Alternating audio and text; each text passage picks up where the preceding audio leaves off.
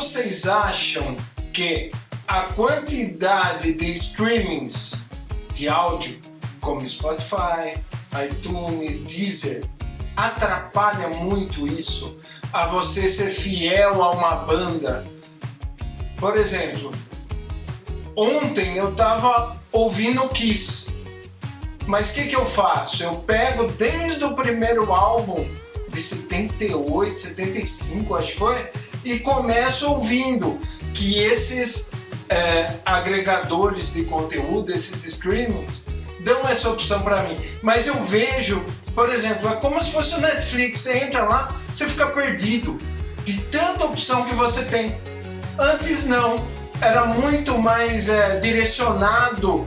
Por exemplo, na minha época, na época do Ney, dos vinis, a gente tinha que emprestar os vinis dos colegas pra gente gravar a fitinha e conhecer aquela banda, ou ficar lá na rádio, ouvindo a tarde inteira para gravar aquela música que você ouviu uma parte de manhã e você queria de novo ouvir e conhecer que banda que era, tal. Vocês acham que isso tá atrapalhando? Bom, pra mim não atrapalha não, Bafo. Na verdade, assim, o que eu escuto é tudo pelo YouTube, cara. Eu nem tenho esse coisa de Spotify, essas coisas eu nem tenho, cara. Pra mim, eu já jogo o que eu preciso, eu jogo no YouTube. Precisar baixar o áudio, eu baixo o áudio. E é isso. Digitou o nome ali, tá ali. E vamos que vamos.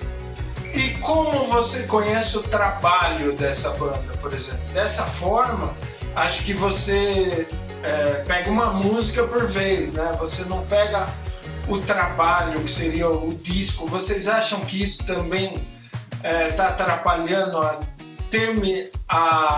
o pessoal não ter mais um trabalho de 10 músicas, por exemplo, um disco sempre lança uma música, daqui 2 meses lança outra? Juntando com aquela pergunta que eu tinha feito, vocês podem também responder essa, tá bom? Cara, eu acho que ajuda e atrapalha a oferta, né? Uma vez eu escutei uma pessoa falar, um garoto falar, que quando ele entrar na sorveteria, se tiver 2 sabores, ele tem liberdade de escolha. Ele escolhe um ou outro. Se tiver 50, ele não é mais liberdade de escolha, porque ele não escolhe um, ele deixa de provar 49. Acho uma visão muito interessante. E porque assim, ó, é o que a gente fala dos movimentos, né? Então eu também, assim como vocês, mídia física, cara, eu tenho porque eu gosto. Tenho o vinil de Engenheiros do Havaí, quase todos, Legião Urbana, quase todos. Eu acho bonito. E era legal isso, porque a banda se preocupava em fazer uma capa. A Legião Urbana, o Marcelo Bonfá desenhava. Música para acampamento são desenho do Marcelo Bonfá, o disco. Então era um negócio pensado, elaborado, tinha as letras, né? Para você acompanhar.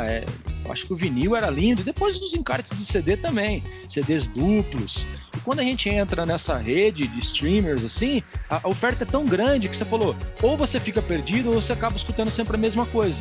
E aí você não tem a oportunidade de conhecer o trabalho a fundo e de escutar as músicas que são boas e as músicas que não são boas na primeira ouvida. Porque a maioria das músicas que eu gosto da Legião e do Engenheiros, para ficar nas bandas que a gente está citando, são as músicas que eu não ouvia naquele álbum a primeira vez. Ela ficava para depois. Só que como era uma fita, você tinha que escutar tudo, né? Não dava para ficar passando. E aí você acabava, essa letra é mais legal.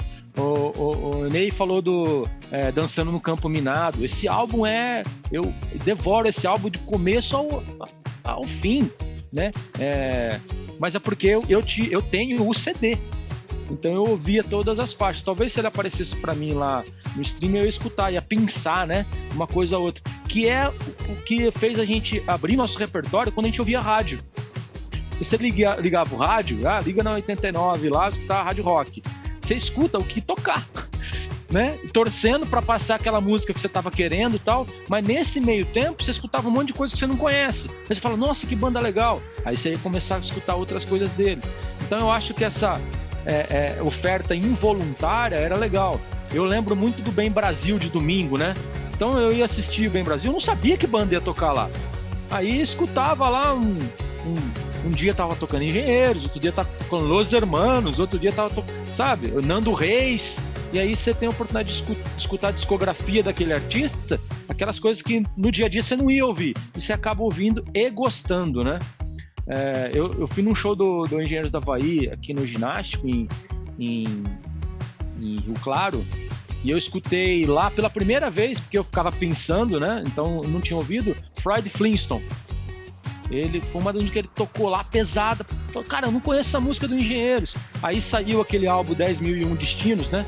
Que tem o laranjinha e tem o roxinho, que tem umas faixas extras. E tem o Freud Flintstone lá. Eu comprei o álbum por causa dessa música, né? E acabei escutando um monte de coisa que eu ainda não conhecia. Então eu acho que a oferta, ela é legal, mas ela acaba minando a gente um pouco. Você deu o exemplo clássico do Netflix. Você olha, aí depois você vai assistir Rambo 3, porque você já sabe que é legal.